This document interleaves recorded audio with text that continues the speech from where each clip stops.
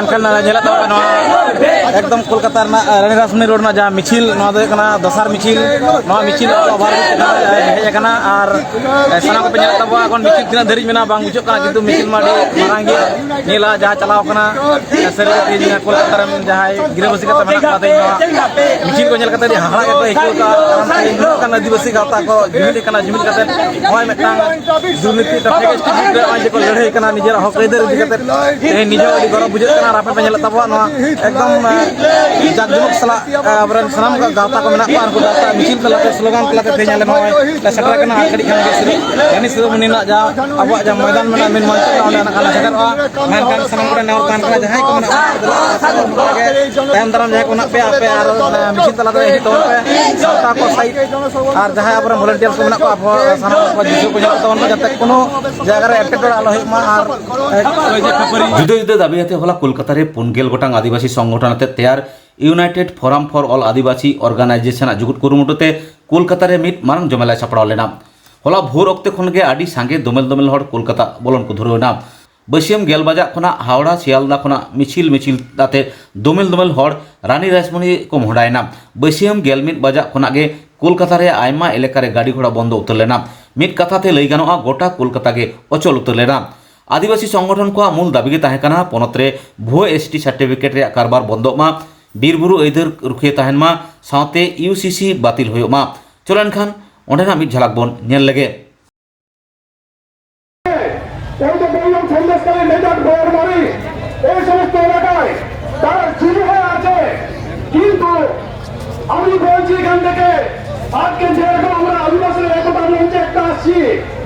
उत्तर 24 परगना दक्षिण 24 परगना नजर রেখেছি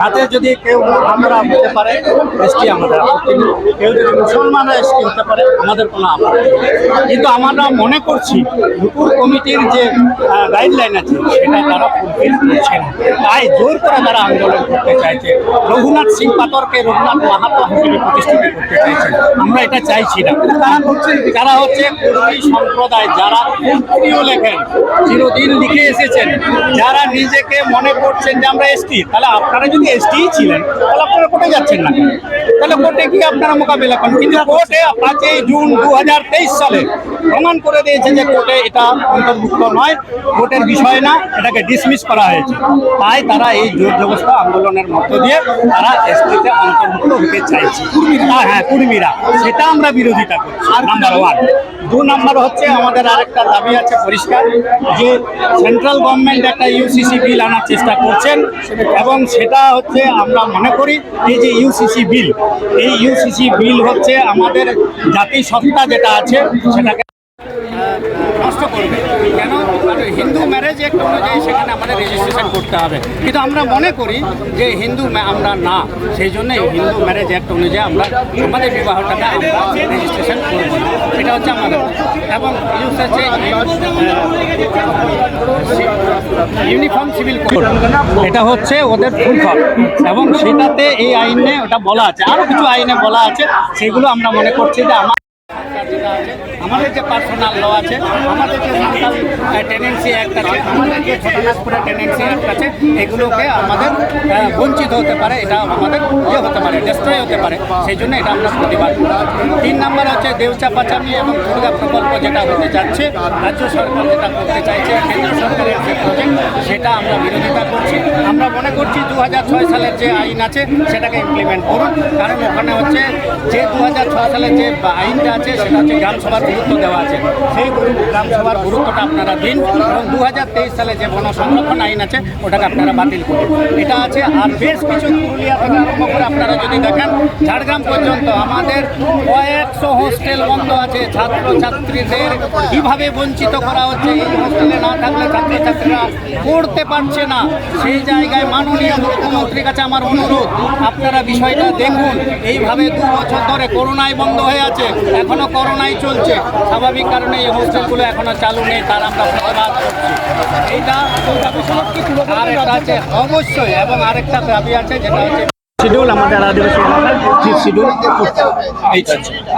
আমরা রাজ্য সরকারকে আজকে আমরা মেমোরেন্ডাম জমা দেবো, রাজ্য সরকারকে দেবো, রাজ্যপালকে দেবো। আমরা আমাদের দাবিগুলো আমরা উপস্থাপন করবো। আপনার নাম দেখি। আমার নাম Mitan Chandra Tudu, united forum all Adivasi অর্গানাইজেশনের জয়েন্ট কনভেনার এবং পশ্চিমবঙ্গ আদিবাসী কল্যাণ সমিতির সভাপতি। Thank you so much. অভিনন্দন জানাচ্ছি।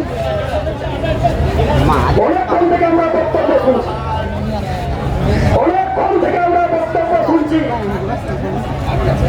এই রানীরাজ বলে ওঠে অনেক আদিবাসী সমাবেশ হয়েছে, অনেক আদিবাসী গণসংগঠনের সমাবেশ হয়েছে, অনেক ইতিহাসের সাক্ষী এই রানীরাজপুরে রয়েছে।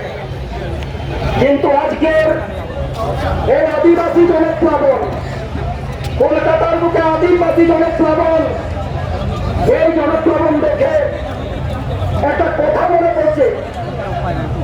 দেশের এক সময় সংকটময় পরিস্থিতিতে এক রাজনৈতিক ব্যক্তিত্ব বলেছিলেন, ये वाक की आवाज है मिलके चलो, ये वाक की आवाज है मिलके चलो। আজকে এক ছাতার তলায় দাঁড়িয়ে আন্দোলনের সময় এসেছে, কেননা সারা পশ্চিমবাংলা সহ দেশ জুড়ে আদিবাসীদের পক্ষে বিপজ্জনক যে বিষাক্ত বাতাস বইছে, সেই বিষাক্ত বাতাসে আদিবাসীদের শ্বাস নিতে অপারগ। আজকে আদিবাসীদের অস্তিত্ব রক্ষায়, আদিবাসীদের কল্যাণার্থে, আদিবাসীদের সাংবিধানিক অধিকার রক্ষার স্বার্থে আজকে এক ছাতার তলায় দাঁড়িয়ে আজকে আন্দোলন করার সময় এসছে। সংগ্রামী সাথী, আমি আমার বক্তব্য মোটামুটি দীর্ঘায়িত করবো না। যে কথাগুলো বলার জন্য সেই সুদূর জঙ্গল মহল থেকে আমাদের এখানে ছুটে আসা, সেই সুদূর জঙ্গল মহল থেকে কলকাতায় ছুটে আসা, এই মাইক্রোফোনের চোগাটা ধরে যে কথাগুলো বলার জন্য এখানে আসা, যে কথাগুলো আমরা দীর্ঘদিন বলে আসছি, যে কথাগুলো আমরা বারবার এই কলকাতার বুকে, এই অযোধ্যার বুকে, এই পুরুলিয়ার বুকে, এই দার্জিলিং এর বুকে, এই বর্ধমানের বুকে আমরা বারবার একটা কথা বলছি, যে কথাগুলো আদিবাসীদের অস্তিত্বের প্রশ্ন, আদিবাসীদের ভারতবর্ষের আদিবাসীরা থাকবে কি থাকবে না তার প্রশ্ন। এই প্রশ্নগুলো নিরসনের ব্যাপারে কি কেন্দ্র সরকার কি রাজ্য সরকার তাদের ইতিবাচক দৃষ্টিভঙ্গির আমরা পরিচয় পাইনি। একটু আগেই পূর্ববর্তী বক্তা রাজ্য সরকার বলে গেল, ভারতবর্ষের পার্লামেন্টে যে পার্লামেন্টে আইন তৈরি হয়, যে পার্লামেন্টে আইন অনুযায়ী দেশটা পরিচালিত হয়, যে পার্লামেন্টের আইন অনুযায়ী রাষ্ট্রের পরিচালক বর্গরা এই দেশটাকে শাসন করে, তারা তাদের সুবিধা মতো নিজের বাবার সম্পত্তির মতো এই সাংবিধানিক অধিকারগুলোকে খর্ব করার জন্য, আদিবাসীদের গণতান্ত্রিক অধিকারকে খর্ব করার জন্য, আদিবাসীদের জল জঙ্গল জমির অধিকারকে খর্ব করার জন্য আজকে নতুন নতুন বিল পাস হচ্ছে। আমাদের এজেন্ডার মধ্যে আছে আজকে ইউসিসি বিল বিষয়ে কথা চলছে। আজকে বনাধিকার আইনকে খর্ব করে নতুন আইন লাগু হয়ে গেল। এসব ওই ভারতবর্ষের আদিবাসীদের অস্তিত্বকে বিপন্ন করার অপপ্রয়াস ছাড়া কিছু নয়, অপপ্রয়াস ছাড়া কিছু নয়। আর আদিবাসীদের এই সংকটময় পরিস্থিতিতে পাশে কাছে পাবেন না, কি রাজ্য কি কেন্দ্র কাউকে পাশে পাবেন না। নিজেদিককে হাতে হাত রেখে এক ছাতার তলায় দাঁড়িয়ে ইস্যু ভিত্তিক লড়াই আন্দোলনে আগামী দিনে সারা পশ্চিমবাংলা তথা দেশব্যাপী আদিবাসীদের লড়াই আন্দোলনকে দুর্বার আন্দোলনে পরিণত করতে হবে। তবে আদিবাসীরা বাঁচবে, তবে আদিবাসীরা বাঁচবে। আজকে এ বিষয়ে স্মরণ করিয়ে দিই, স্মরণ করিয়ে দেওয়া দরকার আছে। আজকে নতুন নতুন আদিবাসী প্রেমীর উদ্ভব হয়েছে, নতুন নতুন আদিবাসী দরদির উদ্ভব হয়েছে। এবারে আমি আদিবাসী দরদি, তবে বলে আমিও কম চাই না, আমিও কম চাই না। আজকে সরাসরি বলছি, বনাধিকার আইন পার্লামেন্টে পাস হলো, পার্লামেন্টে পাস হয়ে গেল। আজ বিরোধীদের করে বিরোধিতা আপনারা দেখতে পেয়েছেন কি পাননি, আপনারা নিজের জীবন জীবিকার অভিজ্ঞতা থেকে দেখবেন। আজকে বড় বড় কথা হচ্ছে আমরা নাকি আদিবাসীদের পক্ষে। আমাদের রাজ্যের যারা আজকে রাজ্যটা পরিচালনা করছে ওনারা বলছেন আমরা আদিবাসী লড়াই। আর আজকে পার্লামেন্টে যখন গুণাধিকার আইন সংশোধন হলো, তো এখানকার এমপি গুলো কি ওই পার্লামেন্টে ঠান্ডা ঘরের মতো ঘুমাতে গিয়েছিলেন? ঘুমাতে গিয়েছিলেন? ওনারা কেন একটা কোথাও বললেন না? নাকি ওনারা বলছেন জোর করে পাস করে দিল, আইনটা জোর করে পাস হয়ে গেল, মেনে নিলাম ভাই। কিন্তু পার্লামেন্টের বাইরে আপনারা একটা আন্দোলন করেন। আজ কেন আদিবাসীরা, আদিবাসীদের যে জল জঙ্গল জমির অধিকার, যে জল জঙ্গল জমিটা আদিবাসীরা সব থেকে বড় স্টেক হোল্ডার, ভারতবর্ষের জল জঙ্গল জমির সব থেকে বড় স্টেক হোল্ডার হয় সেটা হল আদিবাসীরা। আর সেই জল জঙ্গল জমিটা যখন আদানি আম্বানিদের বিক্রয় ক্ষেত্রে পরিণত করার অপপ্রয়াস চালানো হচ্ছে, আপনাদের ভূমিকা আমরা দেখতে পাইনি। সাথে এক বিচিত্র পরিস্থিতি, আজকে বিচিত্র পরিস্থিতির উদ্ভব হয়েছে। আজকে সারা পশ্চিমবাংলায় বলুন, আজকে দেশজুড়ে বলুন, আদিবাসীদের জীবন জীবিকার স্বার্থে প্রতিটা ক্ষেত্রে আজকে আদিবাসীরা নিষ্পেষিত, শোষিত, বঞ্চিত। আর এই সব কথা এই রানী রাসমণি রোডের এই মাইক্রোফোনের চোরা ধরে বলা কথাগুলো যাদেরকে বলার জন্য আমরা আমাদের মতো করে এই কলকাতার বুকের ঠান্ডা ঘরে, ওই দিল্লির বুকের ঠান্ডা ঘরে যাদেরকে পাঠিয়েছিলাম, তাদের ভূমিকাটা আজকে দেখে নেওয়া দরকার আছে। আজকে দেখে নেওয়া দরকার আছে। আমাদের জঙ্গলমহল এলাকে উত্তরবঙ্গে এই ঝাড়গ্রাম থেকে শুরু করে মেদিনীপুর, বাঁকুড়া, পুরুলিয়া, উত্তরবঙ্গের বিভিন্ন এলাকায়, বিভিন্ন জেলাতে আমাদের কিছু আদিবাসী এমএলএ আছেন। তো ওনারা এলাকায় যখন থাকেন, নিজেদেরকে আদিবাসী কতটা আমি আদিবাসী ধরবে এটা প্রমাণ করার জন্য বিভিন্ন পন্থা ওনারা অবলম্বন করেন।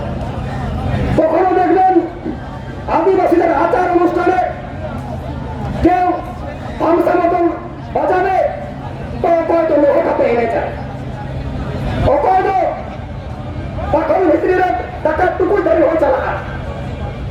আদিবাসী এমএলএরা আজকে আদিবাসী প্রমাণের জন্য নিজের এলাকায় তারা বিভিন্ন কলাকৌশল প্রয়োগ করে।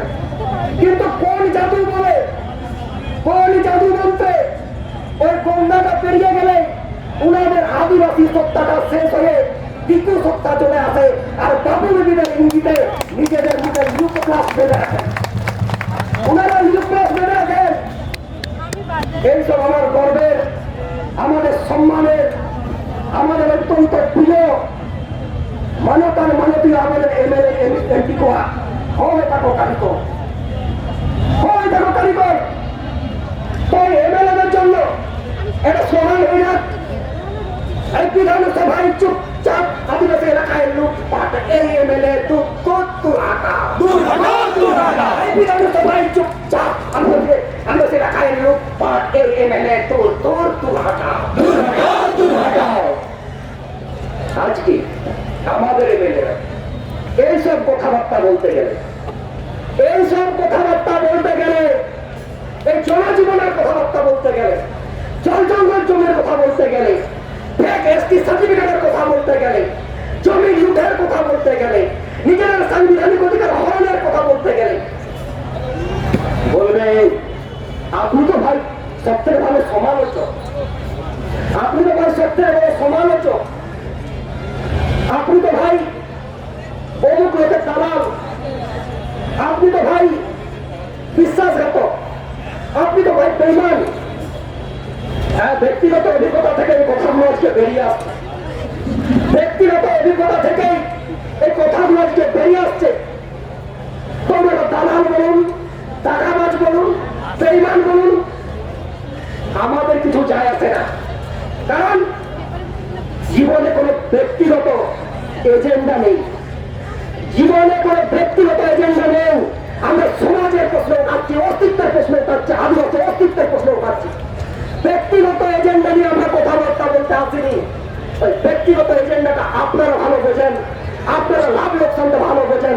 আদিবাসী মানুষকে ভোটের মূলধন মনে করেন, আদিবাসী মানুষকে ভোটের মশলা মনে করেন, তাই আপনাদের কাছে লাভ লোকসান সামনে বড় হয়। আর আমাদেরকে যারা এই আসলে মুদ্রাটাকে উঠাচ্ছি, আসল প্রশ্নগুলো উঠাচ্ছি, আমাদেরকে তারাই টাকাবাজ বেইমান করে তকমা দিয়ে আমাদেরকে সেটে দিচ্ছে। আজব পরিস্থিতি। আজকে আমাদের বলতে লজ্জা লাগে এগুলো। আজকে আমাদের মন্ত্রী ম্যাডাম মনে বলছি, সারা পশ্চিমবাংলায় আমাদের আদিবাসী মন্ত্রী ছড়াছড়ি। তো এইসব আদিবাসী মন্ত্রীদের বিভিন্ন কাজ আছে, সে কাজগুলো আমি আপনারা জানেন তারা কি কি কাজ করেন। তো ওনাদের কাছে আজকে আদিবাসী সমাবেশের পক্ষ থেকে বা এখান থেকে আমাদেরকে একটা বার্তা আমরা দেবো যে আপনারা আপনাদের কাজ করে যান আর আমরা আমাদের কাজ করে যাই। আদিবাসী অস্তিত্বের প্রশ্নে আমরা মুখ খুলব। আপনারা যদি দায়বদ্ধতা পালনে অক্ষম হন, আপনাদের কাজটাও কিন্তু আমরা করে দেবো আগামী দিনে, আপনাদের কাজটা করে দেবো। বিধানসভাতে আজকে এত আদিবাসীর সমস্যার ইস্যু আমরা মনে করি আমার এমএলএটা, আমার বিধায়কটা, আমার এলাকার সমস্যা বিধানসভার ভিতরে সমালোচিত হবে, আলোচিত হবে, যার মাধ্যমে হবে আমার বিধায়ক। আর ওই সমস্যাগুলো সমালোচিত হয়ে আলোচিত হয়ে নতুন আদিবাসীদের উত্তরণের পন্থা বেরিয়ে আসবে, এটাই নিয়ম। কিন্তু আমাদের আদিবাসী এমএলএরা জীবনের আদিবাসী জনজীবনের সমস্যা নিরসনে সম্পূর্ণ ব্যর্থ। তাদের সাঁওতালি মাধ্যমে শিক্ষা হোক, এসটি সার্টিফিকেট হোক, আজকে বিভিন্ন জনজীবনের সমস্যা হোক, ওনারা রাষ্ট্রপালে খেলেও ওনারা জানেনই না এই সমস্যাগুলো। আজকে আদিবাসী জনতাকে ঠিক করতে হবে, আদিবাসী জাগ্রত জনতাকে ঠিক করতে হবে যে ওইসব এমএলএ আমাদের কি কাজে লাগে, ওইসব এমএলএকে বিধানসভার ভিতরে মুখ খোলানোর জন্য কি কি দরকার, ওইসব এমএলএকে বিধানসভার ভিতরে কথা বলানোর জন্য কিরকম আন্দোলন দরকার, আদিবাসী মানুষকে ঠিক করতে হবে। আদিবাসী মানুষরাই ঠিক করবে এবং ওইসব এমএলএ যেন তৈরি থাকে এইরকম আমি পরাজয়ে অনুরোধ করবো আমার বরিষ্ঠ নেতৃত্ববর্গের কাছে। আজকে যে বেইমানগুলো আজকে আদিবাসী সমাজে বড় হয়ে আদিবাসী সমাজের খেলে করে আদিবাসী সেন্টিমেন্ট ব্যবহার করে আদিবাসীদের মানুষের স্বপ্নকে ভেঙে চুরমার করে দেবে আর জাগ্রত আদিবাসীদের চুপচাপ থাকবে, এ হতে পারে না। এই জাগ্রত জনতা একদিন আদিবাসীদের এমএলএদের বাড়িতে যাবে এবং সেই আন্দোলন আগামী দিনে নেওয়া হোক, আমি পরাজয় অনুরোধ করব। সংগ্রামী সাথী, আমি আমার বক্তব্য দীর্ঘায়িত করবো না, আরো অনেক বক্তা আছেন। তো আজকে এই বিচিত্র পরিস্থিতিতে আদিবাসীরা লড়াই আন্দোলনে যা কাছে, আদিবাসীরা লড়াই আন্দোলনে ছিল, লড়াই আন্দোলনে আছে এবং আগামী দিনে লড়াই আন্দোলনের মাধ্যমে বেঁচে থাকবে, এই প্রতিজ্ঞা নিয়ে আমরা এখান থেকে যাব। আপনারা জানেন আবার আমার মায়েরা এসছেন এখানে। আজকে সারা ভারত, পশ্চিম বাংলা সহ সারা ভারতবর্ষ জুড়ে যে নারী নির্যাতন, মণিপুরে কি হয়েছে আপনারা জানেন। নতুন করে আমি মাইকের চোখা ধরে সব কথা বলবো না, শুধু এটাকে স্মরণ করিয়ে দেবে। ঠিক সেই সময় মণিপুরে যখন নেকটারজনক ঘটনা হচ্ছে, মণিপুর জ্বলছে কয়েক মাস ধরে, ঠিক সেই সময় আমাদের বাঁকুড়া, পুরুলিয়া, ঝাড়গ্রাম, মেদিনীপুর, জঙ্গলমহলে একটা অপ্রাসঙ্গিক একটা আন্দোলনের ছিল, আপনাদের মনে রাখা দরকার। ওই অপ্রাসঙ্গিক আন্দোলনে আমার অত্যন্ত সম্মানীয় নেতারা সম্মানীয় বলবো, আমরা ভাতৃত্ব বলতে বুঝি। ওনারা মাইকের চোরা ধরে বলেছিলেন মণিপুর হবে, এই ল্যাঙ্গুয়েজ বলেছিলেন মণিপুর হবে। আমি বলি না দাদা, জঙ্গলমহলে থাক, মণিপুরের দরকার নাই। আমরা জঙ্গলমহলে থাকবো, শান্তির বাতাবরণে থাকবো, ভাতৃত্ব বলে থাকবো। আর আজকে মণিপুরে যে ন্যাক্কারজনক ঘটনা ঘটেছে এবং যারা রাষ্ট্রীয় মহলে ঘটেছে তাদের শুধু একটু ভয় করবো, ভারত মাতাকে জয় বলা যাবে, ভারত মাতাকে জয় বলতে আমার আপত্তি নেই, সবাই বলবো, কিন্তু ভারত আর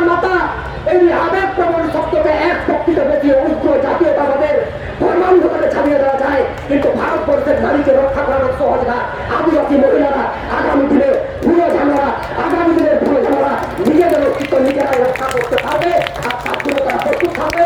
এই বার্তা দিয়ে আমার আদিবাসী মহাদাদা ভাই বোন প্রত্যেকটা জোহার ধন্যবাদ অভিনন্দন জানিয়ে আমি আমার ক্ষুদ্র বক্তব্য শেষ করছি। আদিবাসী একতার জিন্দাবাদ, আদিবাসী যুবক চিত্তের খেলার যুবক চিত্তের মাতাল স্থান করতে